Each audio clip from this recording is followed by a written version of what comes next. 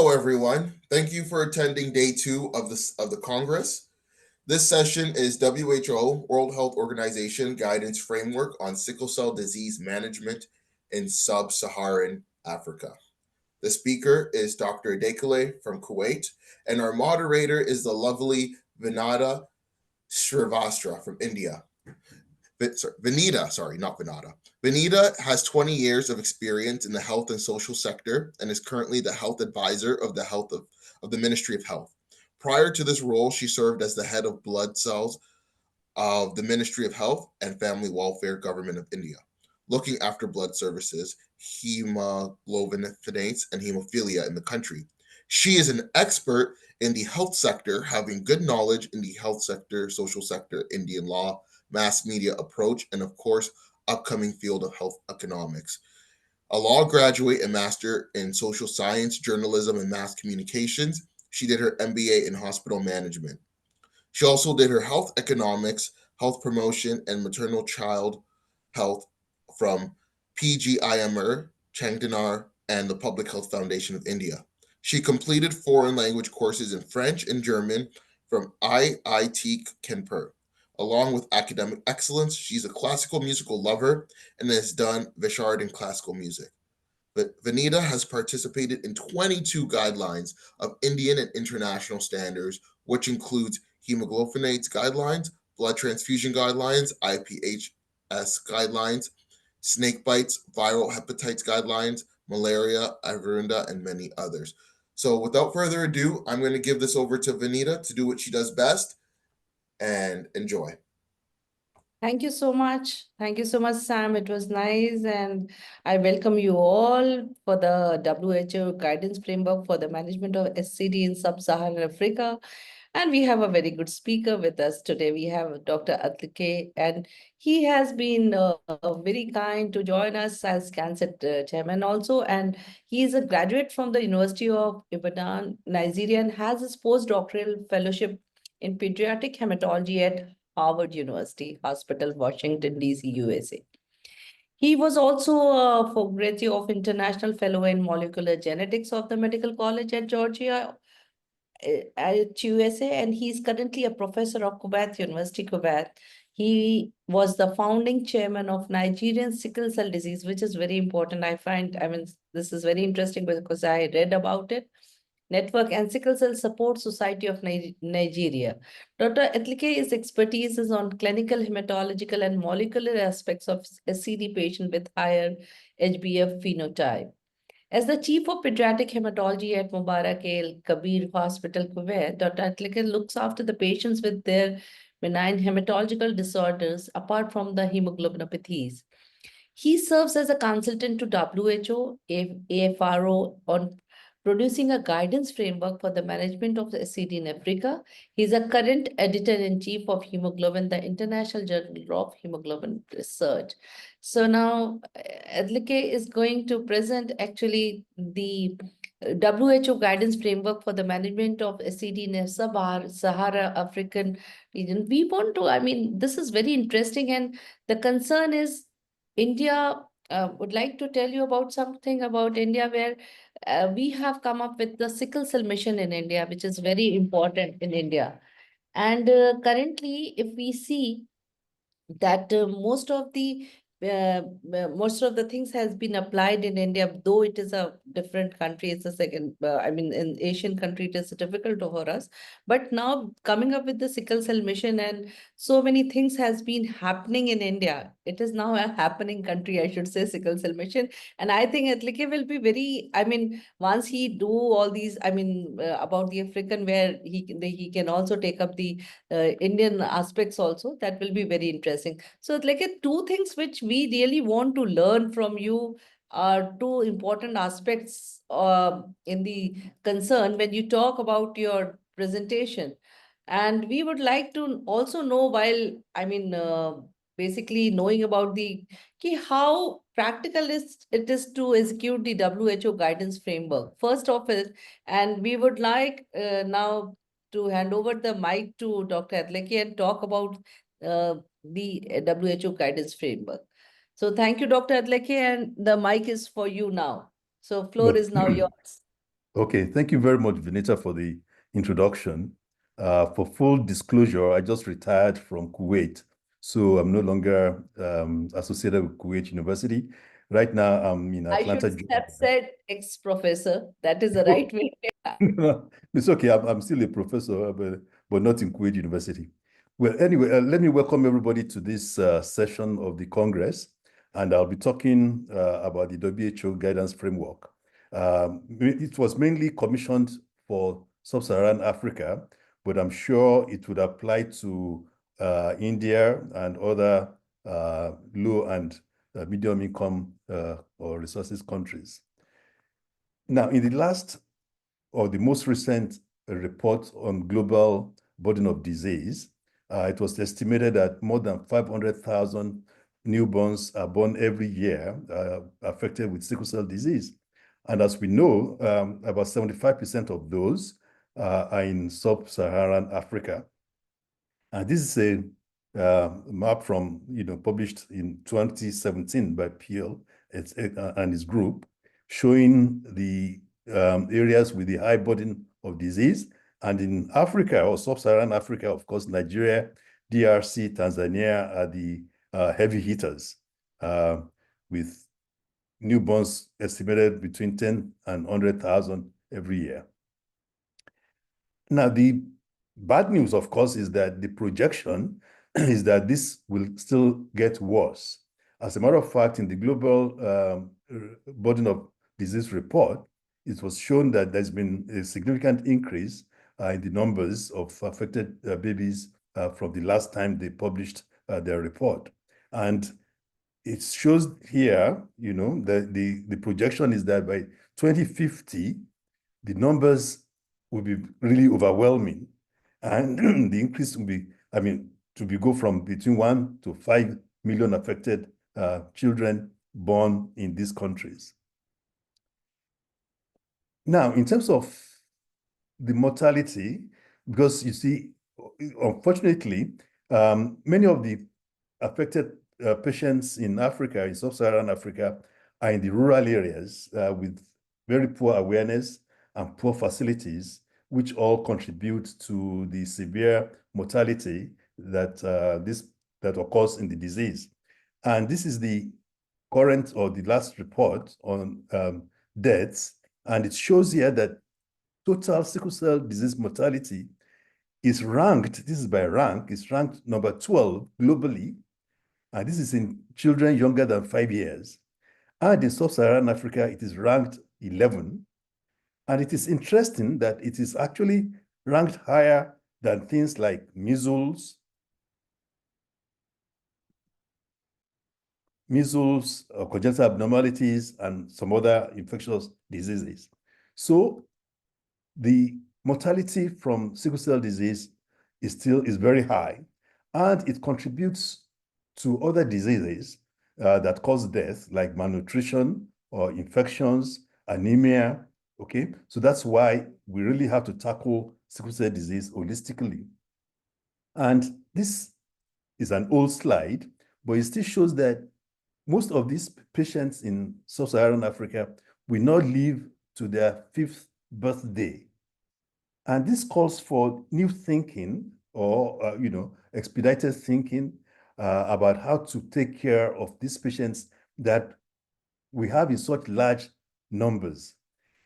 Now, in most of the countries in sub-Saharan Africa, sickle cell patients are still seen in tertiary or secondary centers.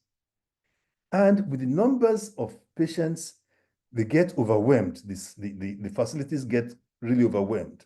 Now, this is an old or very old publication from Nigeria that shows the hospitals where they have clinics, sickle cell clinics.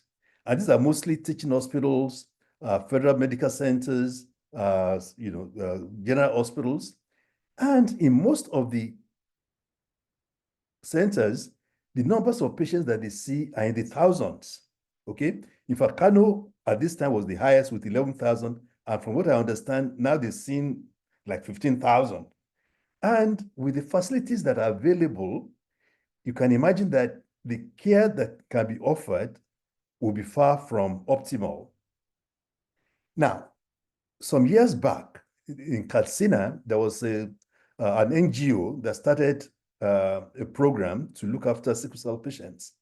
And within 3 years, and this is just in the local area, in the local government area, the numbers of patients registered grew to 6,000. And anytime they have a clinic, more than 200 patients will show up. And they had only 1 or 2 doctors, 1 nurse, so it was really difficult to offer care. This was in one of their clinics, and people showed up, and I mean, so how do you really plan for these kind of numbers? So that is the big problem. Now, since 2006, WHO has been focused and shown interest in sickle cell disease, and they documented the mortality, the morbidity, and started advancing guidelines, and they asked for the establishment of dedicated treatment centers. And in 2008, the United Nations declared sickle cell disease as a public health problem in affected areas and recommended that there should be national programs in affected countries. Now, in 2010, WHO Afro published what they call the Strategy for the Management of Sickle Cell Disease in the African region, and they listed a whole slew of priority interventions. And in 2017, WHO launched the package of essential non-communicable disease interventions they call WHO PEN. Now, this was focused on some non-communicable diseases, cancer, asthma, heart disease. There were 4 or so. Now, but more recently, they've now included sickle cell disease, okay? And in 2019, they launched what they call the PEN Plus, which integrated the detection, diagnosis, treatment, and the care of NCDs based in the primary healthcare centers, and they're generating algorithms, evidence-based algorithms, and protocols for their management. Unfortunately, now in 2020 or 2021, WHO commissioned a review of the strategies or applications in the different countries, and they found out that very few are actually, meeting the milestones as prescribed, and therefore, in 2022, the WHO Afro commissioned a panel of experts, and I was the convener and the chair of the panel, and these are the different members. And these are the CD WHO facilitators that put everything together. And the assignment we had was to develop a guidance framework for sickle cell disease treatment centers and centers of excellence in sub-Saharan Africa to provide a standardized guidance for the setup and operationalization of this framework, define, what these centers, would be, and, catalyze regional and sub-regional expertise, and provide a platform for development and application of research and innovative technologies as the case or the need might be. So we met for several months. We deliberated, looked at the current situations in different parts of Africa and in the world at large. And again, at the end, so I'm just going to summarize our recommendations, which have now been adopted and actually launched last April. So the strategy, again, it was stressed that it should revolve around primary health care, which should be implemented according to each nation's laws, and and take the context into consideration and the local priorities. We ask that, of course, each nation would have to invest in primary health care to strengthen the health systems. There should be capacity and infrastructure development to make sure that the primary health care centers can function adequately. And the care must be accessible, equitable, safe and of as high quality as possible. It has to be comprehensive, efficient, acceptable to local standards and norms, and as much as possible, affordable and delivered continuously. Now, so that we don't dissipate efforts and don't duplicate events, we, as much as possible, this calls for integration into existing services, which should be people-centered and gender-sensitive, so that you can benefit from the available resources, both human and material, okay?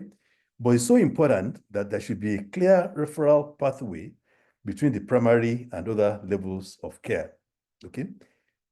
Now, to commence any new program in any locality, there must be proper awareness, okay? So the community has to be mobilized and there must be regular awareness drives.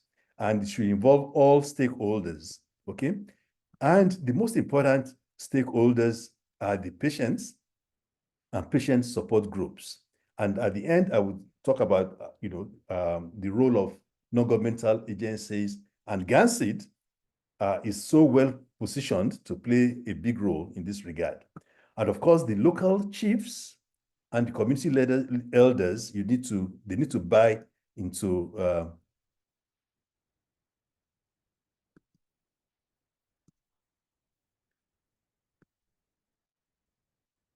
yes, the local chiefs and elders need to buy into the program so they can, propagate it and encourage the local people to participate and embrace what you're doing. Same goes for the religious leaders, local government officials. The PHC workers themselves have to be trained and mobilized. Then you need publicity as much as possible. And that's why, where the media practitioners come into play. The schools, students, and their teachers have to be, part of the whole process. And then, of course, the local artists, celebrities, sports stars, etc., who are influential in the community need to be co-opted to action. Okay, so what are the levels of care that we prescribed? There are 3 levels: the first level, the second level, and the third level. And for each level to qualify as a treatment center, we came up with what would be the minimum we require in terms of personnel.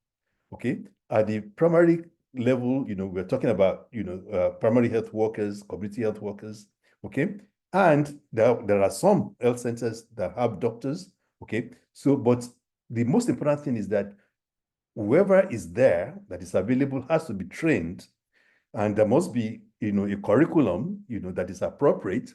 Yesterday there was a presentation on management in India of hemoglobinopathies, and they talked about foot doctors who are trained in the community. They're not medical doctors, but you look for educated or educable people in the community that you can train to be part of the process. Okay, so whoever is available in the primary health center has to be trained, and there must be certain facilities at least to take care of basic routine needs. Now, at the secondary or at the second level, we're talking about district hospitals, and as far as the WHO is concerned, this is where PEM Plus is placed, and at the district hospital level. And here we're talking about, there must be doctors who are trained. Not necessarily hematologists, but, physicians who are trained in sickle cell disease competency. And this could also be in other hospitals that have the facilities to take care of patients in terms of medical care, and to be able to investigate. There must be labs that can do certain level of investigations, and all these are prescribed in the framework. Now, the third level, we're talking about the tertiary referral center, which could be teaching hospitals or general hospitals or even private hospitals, but they have the expertise to take care of medical and surgical problems. They have trained doctors.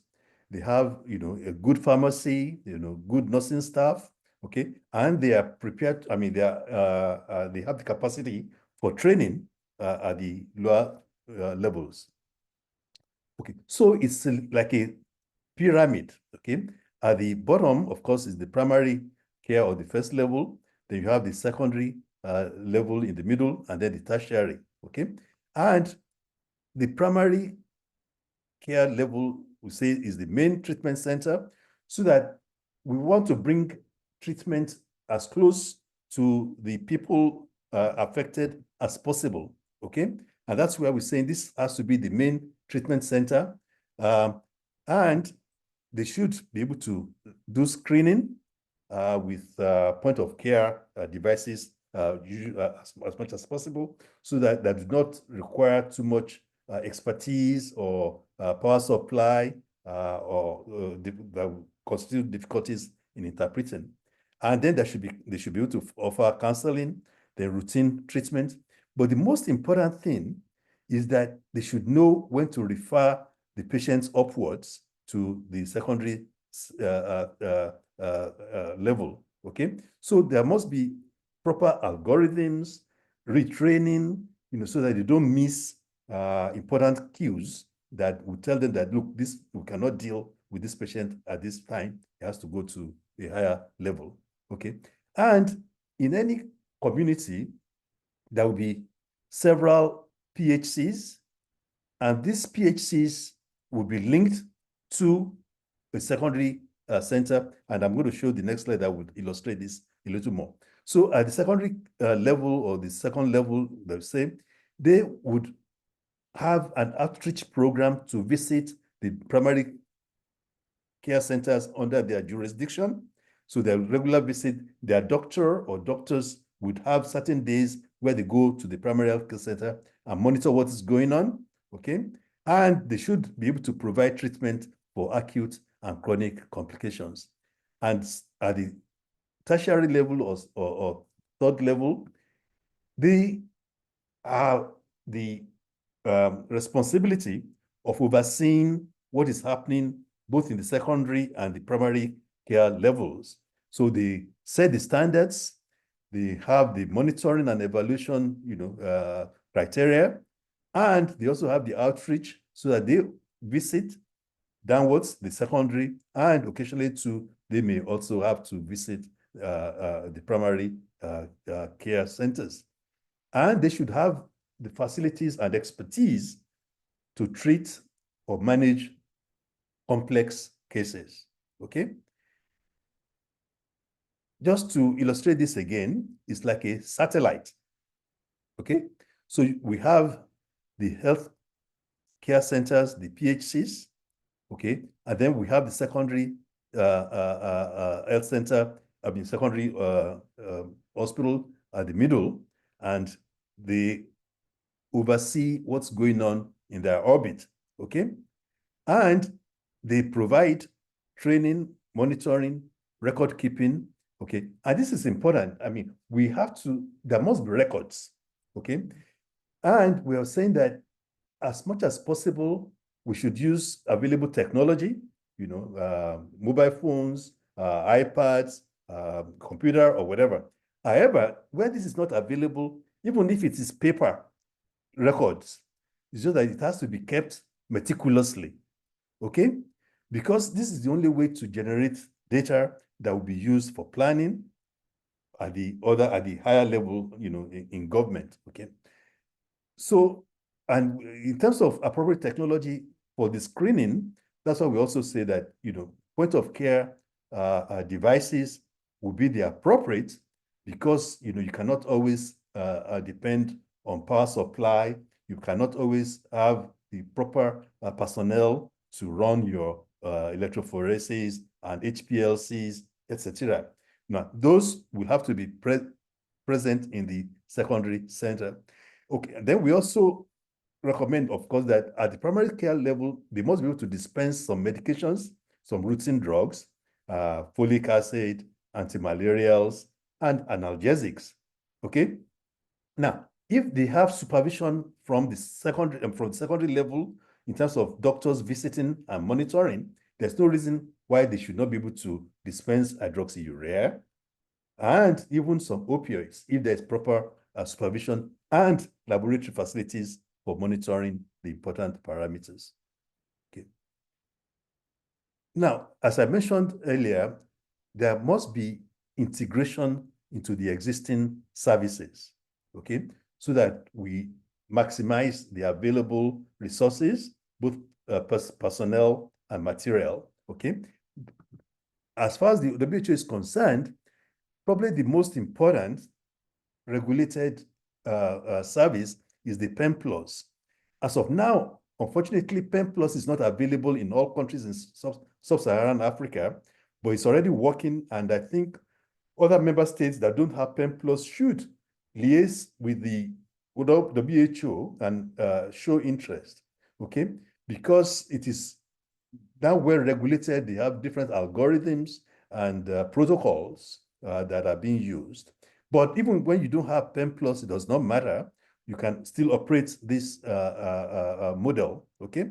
Now, the other services, of course, are maternal and child health, immunization, HIV, okay?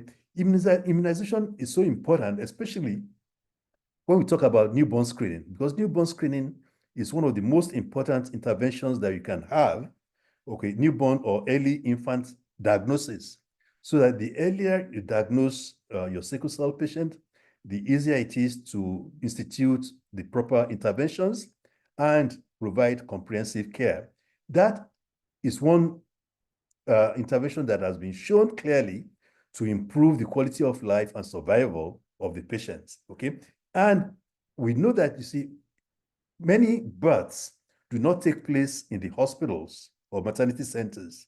And that's why if you restrict screening only to the newborn period, you will miss many newborns. And that's why, you know, the screening can be moved to the immunization service, so that when many children or most children come for immunizations, so at their first immunization, you can then, you know, incorporate screening for sickle cell disease, okay? And this just shows again that upwards, the red arrows is the referral pathway, okay? From the primary to the secondary and to the tertiary. And downwards, the blue arrows is the monitoring, okay, and training that has to be to flow from top to bottom. Okay.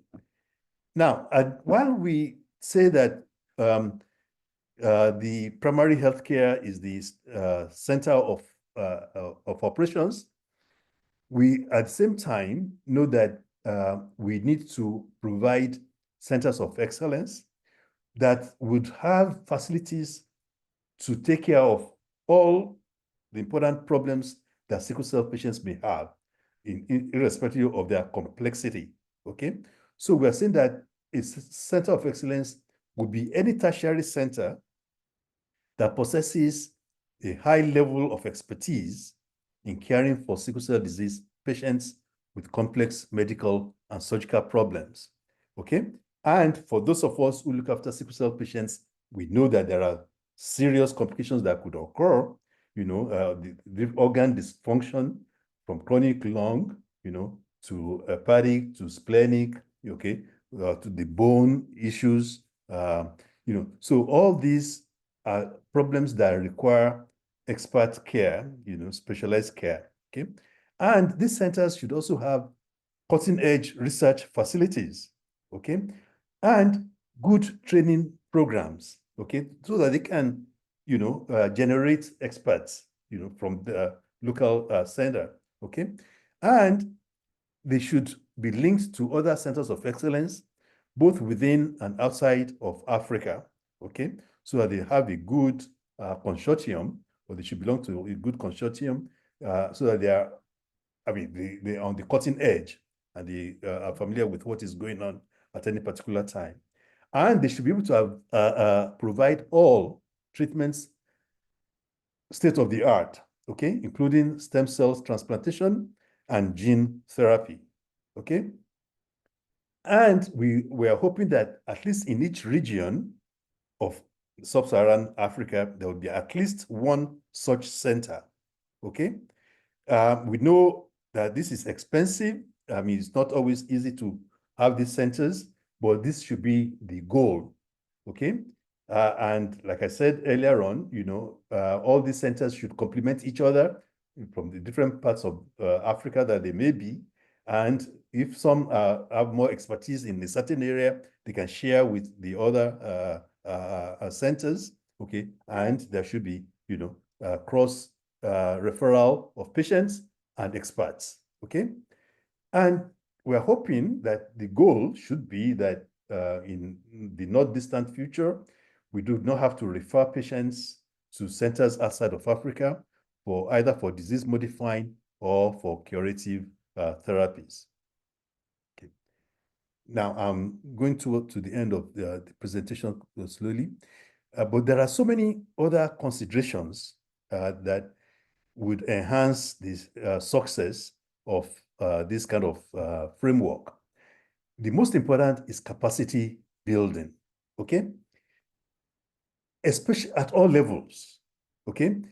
For a long time to come, many of our patients, we believe, will be seen at the primary healthcare level. Therefore, we have to start the training right from there, okay? There must be proper curriculums that are structured, for community health workers and other interested personnel, okay, that would man the primary care centers, okay?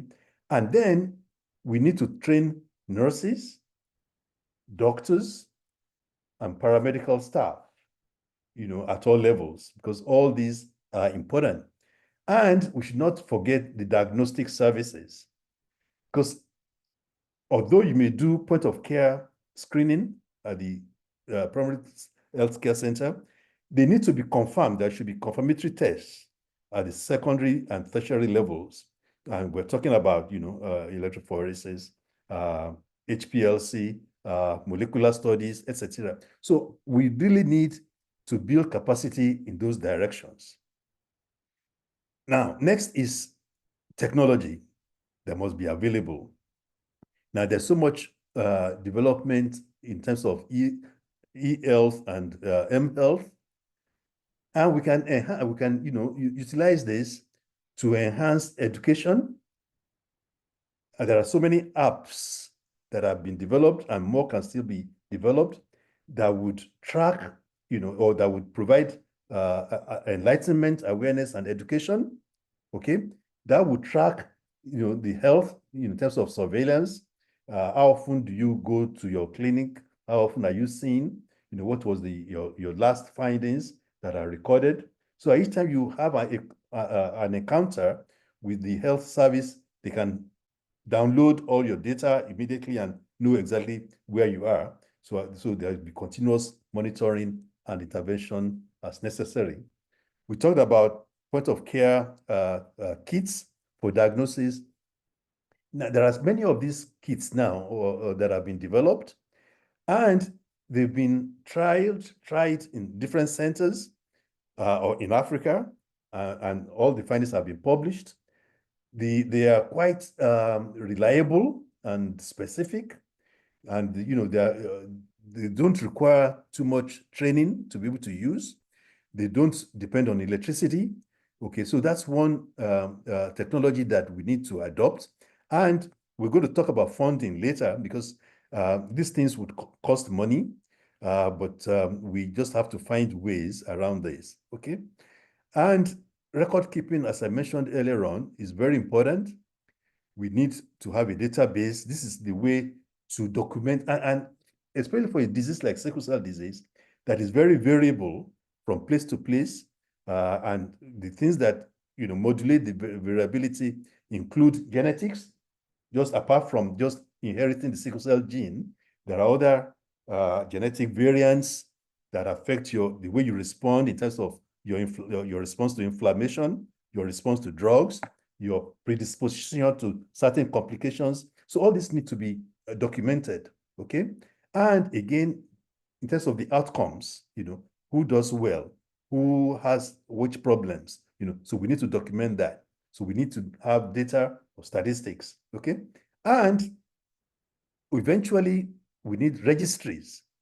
And registries are so important because this is what will determine how funds are, allocated, what drugs are being developed, okay?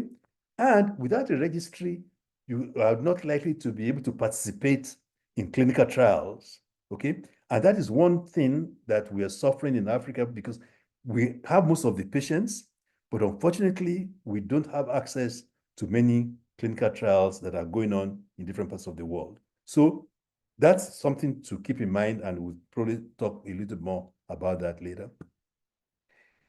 For the success of this kind of program, there must be a buy-in from the government, okay? We know that in Africa, there are so many competing needs and priorities, and that's where the patient organizations, advocates, etc., are important. Because if you do not advocate for yourself or for your disease, you may be swamped under because of the other priorities that government is dealing with. So we need to keep on knocking at the door. It's a question of persistence, okay? And we need to, adopt certain people in government that we can talk to. And what we are saying, in Nigeria and other parts is that in the past, we used to go to the head of government, the president, the governor, but we think you need to direct your attention to the legislators, members of parliament, okay? Because they have continuity in government.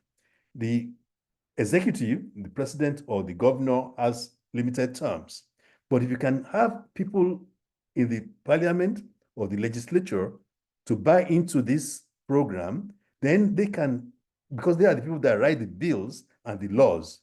So we need to work with the legislators as much as possible. And that's one of the reasons why GANSID is advocating that there should be a day again that will be devoted to inherited blood disorders. Apart from the sickle cell day that we have on June 19, we need a day to be devoted to inherited blood disorders as a whole, okay? And we need also to encourage government, because a government that has a policy, clear policy, is more likely to attract external funding. So if you do not have a policy that is clear-cut, nobody will take you seriously. So that's the other thing we need to point out to people in government, okay? The other thing that only the government can do is in terms of having an effective health insurance. As in one of the sessions, people have talked about the cost of drugs, hydroxyurea and other important medications. And if the patients have to pay for everything out of pocket, it's overwhelming. I mean, the economy just cannot sustain it, okay? So that's why it's important to have some kind of health insurance so that they can have reimbursement for the cost of care. I mean, it takes a lot to take care of sickle cell patients, for their routine care. And when they have crises or complications and they have to be in hospital for a long time. So that's very important. So luckily, there's now, what we call the essential drugs list. And hydroxyurea in many places is now on the essential drugs list. And we also have the essential devices. So POCTs, that is point of care tests, kits, should also be on that list. And as I don't know how many of you were in the last session where Dr. Chilolo was talking about hydroxyurea, in Africa. It's still very expensive in many places, and patients cannot afford it. And hydroxyurea has been shown to be safe. Many patients and even doctors are still hesitant to prescribe it because they think it's only for, it was developed for cancer. and that it may cause infertility and birth defects in babies, if the pregnant mother uses it. But this has been shown not to be a valid fear, okay? And in the US now, the recommendation is that all sickle cell patients from the age of 9 months should be offered hydroxyurea. There's now overwhelming evidence that hydroxyurea is a very useful drug for all sickle cell patients. It reduces the number of complications that we see, and all patients should be on it. And what we want to urge the different governments is that at least they should encourage local manufacture. And that is what India has done very well, because now in India, the cost of hydroxyurea is minimal. Now, in Nigeria too, there's local manufacture, but that needs to be upscaled, okay? And even if we don't have local manufacture for all the necessary drugs and devices, different governments and bodies can come together and negotiate as a group with the manufacturers, okay? That way, they're likely to get the best discounts and the best prices. So that brings us to funding, because as you can imagine, as I've said too before, this is not going to be cheap. It's going to be expensive. And that's where we need the commitment of government, and we need advocacy, so that the philanthropists, external funding agencies, big pharma, all other industries can participate, and help to fund this kind of guidelines, okay? And non-governmental agencies, NGOs, I want to again stress this. There are several advocacy groups now, but they need to be well organized, they need to be trained. And I also want to take this opportunity, because I'm chairman of the board of GANSID. I think GANSID is doing a great job. We now have facilities for training online, advocates, to teach them how to develop the capacity and expertise in advocating for sickle cell disease and other diseases, okay? And as you can see, when it comes to education or capacity building, at the grassroots level, especially at the PHC, that's where we need a lot of work, a lot of training, okay? And NGOs like GANSID have a role to play, a big role to play in this regard. So I really want to commend that to GANSID and other non-governmental organizations. Now, so how do we now publicize these guidelines? I think, although the WHO has now ratified the framework and it's now on their website, it still needs a lot of publicity. We need to have other conferences, different talks in different forums to publicize this, and we need to have educational programs to educate medical and paramedical people at different levels.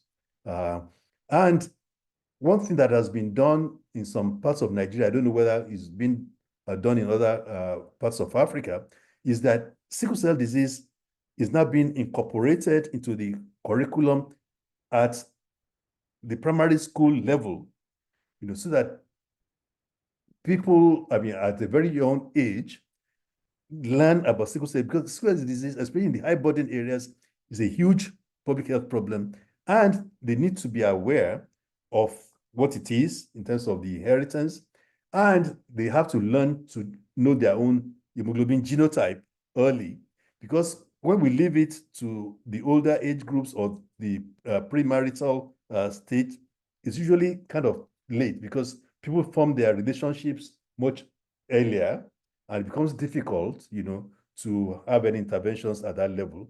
So education has to start very early at all levels. Okay, now this is my last slide, really, and it just shows you the website where you can find the WHO package of interventions for sickle cell disease management. And it has the guidance framework that I've just given you a brief review of. And then it has a section on insight into sickle cell disease, what is comprehensive care and what is advised, in terms of comprehensive care. And then the key characteristics of a center of excellence.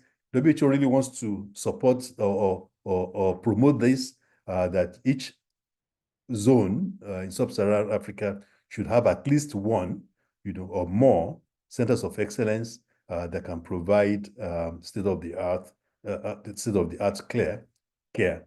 Okay, and there's also a section on lifestyle needs and modifications that are necessary to maintain good health in sickle cell disease, health promotion and advocacy. And then there are some appendices. Well, I think I've saved some time, and I want to thank the organizers for inviting me to give this talk, and I'm ready to take questions. Thank you very much. Thank you, Dr. Atikele, and it was very nice. Basically, I would also like to know the audience actually that India has a very good sickle cell disease program. And whatever you said about the WHO framework, we have all adhered with that.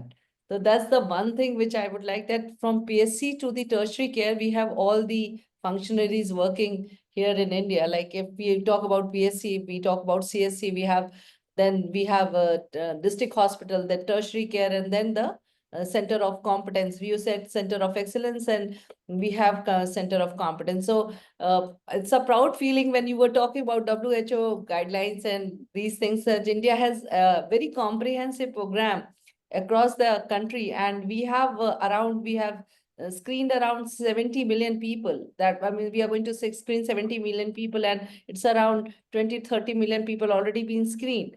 So screening, it's important that awareness is one of the part where Gansett can play a big role, and you can be a very helpful part, that where the awareness is very important. That when we talk about the preventive aspects, it's important that Gansett is going to take a lead on these training programs and all. Like in India, if you see, we have awareness modules, counseling modules, management modules, everything was in place, and we started with the training first. And then we came up that now it's a time that after the training only we started with the mission. Our issue was that we need to train our people at the PSC level, where our doctors, paramedicals, everybody is trained. And from there to the tertiary care, it was trained. So like it's a hub and spoke model, which has been done here. And I mean, recently we were just talking about that how, like you have said, that this can be the way of doing things, and India has been able to do it. So anything from our side which where we can helpful, but it was a very good presentation and very comprehensive about the management part, the diagnosis part. With the diagnosis needs to be very high standards. India has now a point of at least 35 point of cares unit in India. It is like 35 point of care tests are there, which are very simple and very cheap also. So this can be taken up by the other countries also, because I want to, the people are there and they should learn it, that India has been doing a tremendous good job. Whereas, as you said, that the hydroxyl is very cheap over here, and we are doing our own generic medicines, or penicillin is a prophylaxis treatment. So, and from 9 months onwards, we are giving hydroxyurea to the kids.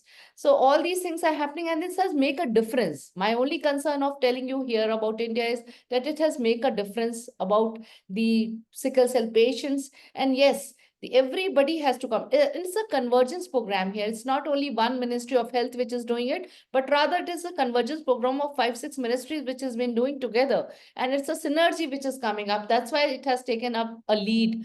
And I am proud to say that it has now taken up the lead. But the strategies you told about the diagnosis, then the management part, then the coordination part, and then so that was very interesting, and I was enjoying it. Let me tell you, and I think everybody I've seen the chat box, everybody has enjoyed the presentation. It was very nice, and we have been working together, and it will be a pleasure to work together, because something we can do good for other countries and people over there. So my only concern is any of the people who want to ask the questions to Kelly about these strategies about diagnosis, management, or prevention, anything which you can write in the chat box, and you can always ask him I mean, he will be able to answer, because this will be very helpful, as we want to eliminate this disease from the world. It should be like that, that every country should take up the issue in such a manner. Like we have taken an issue that by 2047, we will eliminate this disease.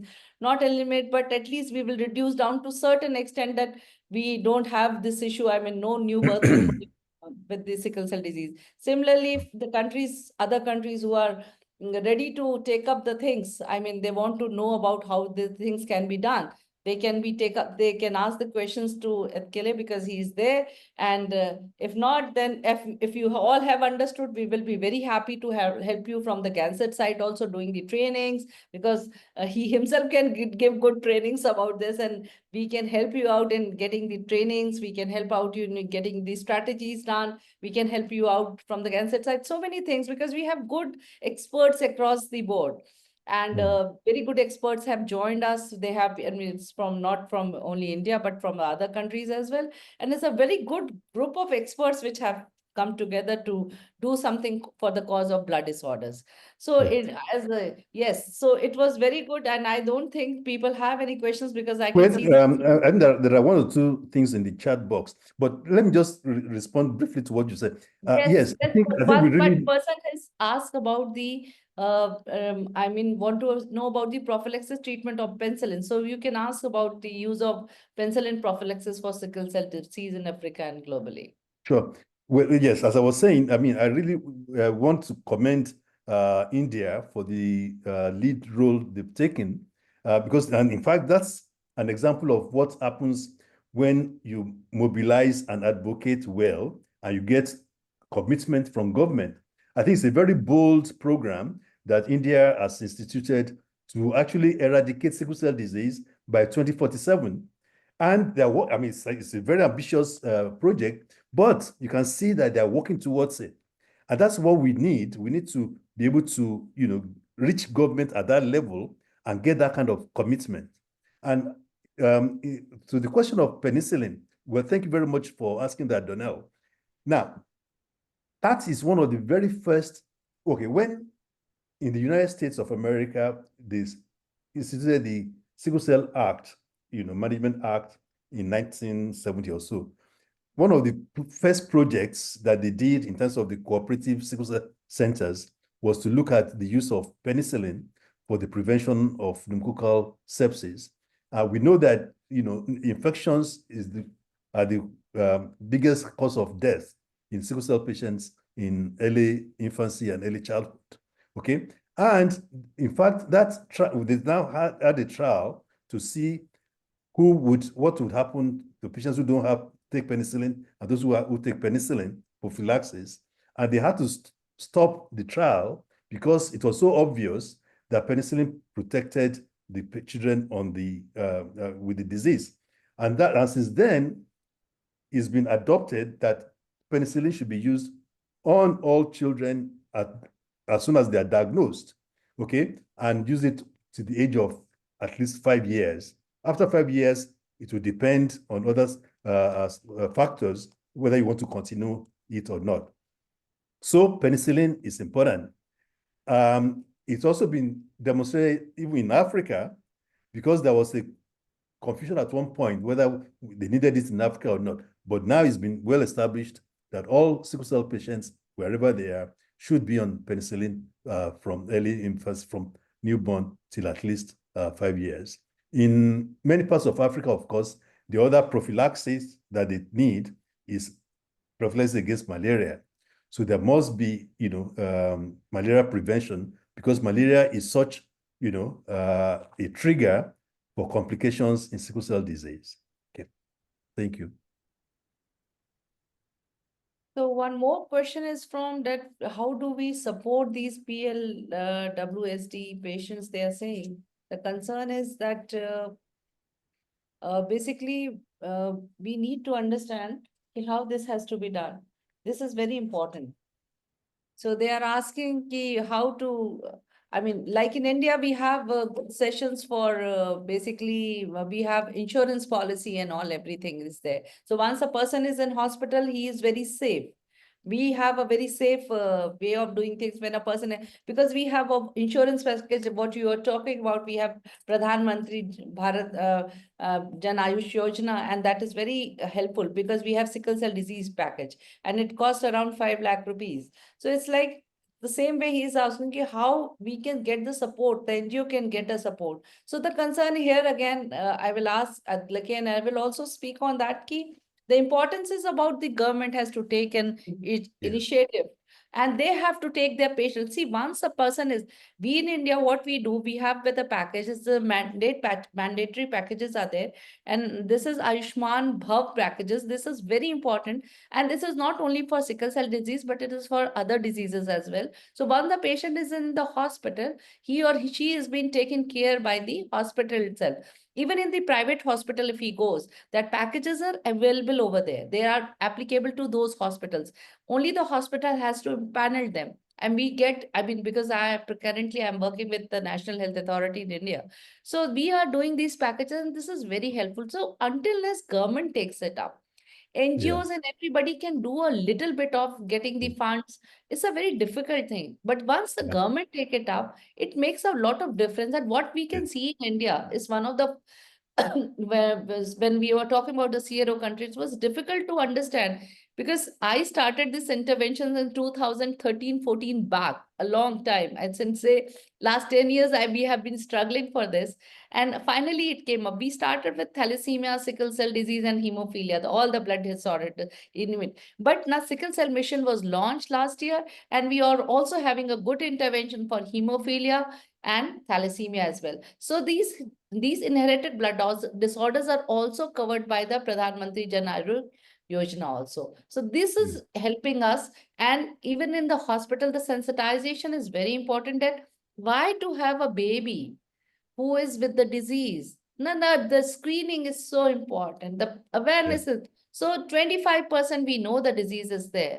And if we just do a screening and before marriage, it is so important. And this genetic counseling is equally important, where I say the counseling is there because we are doing counseling after the even when we are doing the prenatal diagnosis, we are trying to do a very good genetic counseling of the entire patient. So that's very important. The mother, the father, both, they all have to understand.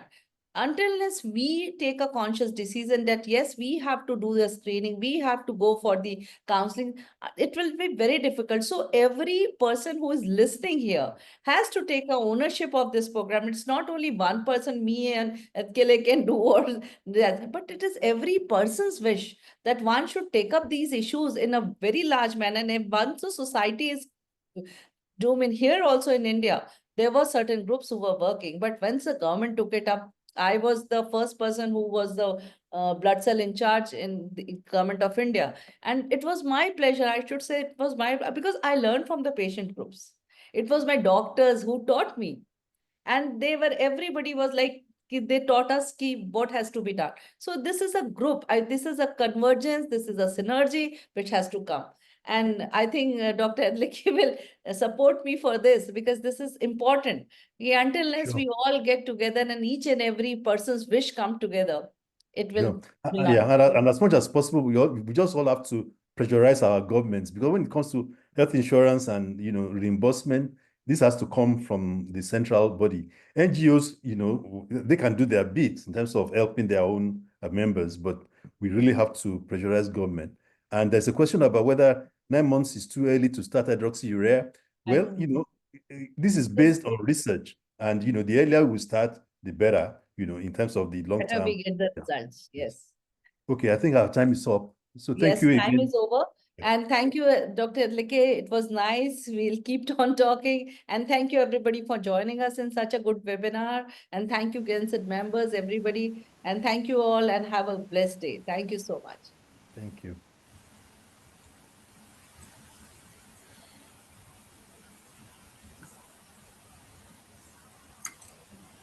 Thank you everyone for joining. The next session is at 10:50, Registry in Inherited Blood Disorders. Hoping to see you all there. And feel free to check out the social media posts that are on Instagram, LinkedIn.